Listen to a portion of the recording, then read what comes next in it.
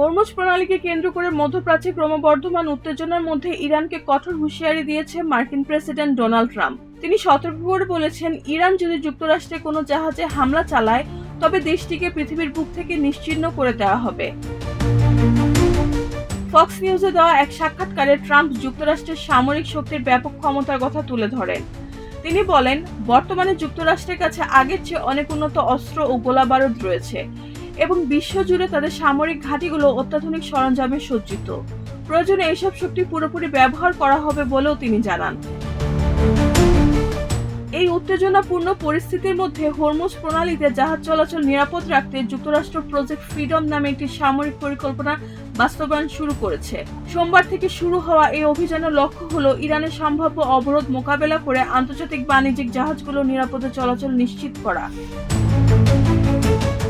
এর আগে গত সোমবার সংযুক্ত আরব আমিরাতে ইরানের হামলার পর পরিস্থিতি আরো জটিল হয়ে ওঠে। ট্রাম্প দাবি করেন, মার্কিন বাহিনী হরমুজের কাছে ইরানের 7টি ছোট নৌকা গুলি করে ডুবিয়ে দিয়েছে। ওয়াশিংটনের পক্ষ থেকে জানানো হয়েছে, ইতোমধ্যে 2টি মার্কিন বাণিজ্যিক জাহাজকে নিরাপদে প্রণালী পার হতে সহায়তা করা হয়েছে। তবে জাহাজ চলাচল পর্যবেক্ষণকারী বিভিন্ন ওয়েবসাইটে তথ্যে দেখা যাচ্ছে, ওই গুরুত্বপূর্ণ জলপথে চলাচল এখনো অনেকাংশ সীমিত রয়েছে।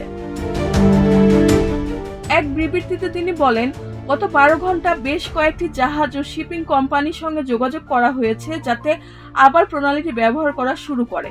প্রেসিডেন্টের নির্দেশনা অনুযায়ী জাহাজগুলো নিরাপদ চলাচল নিশ্চিত করাই তাদের প্রধান লক্ষ্য। রেহানা বেগম, প্রজন্ম 24।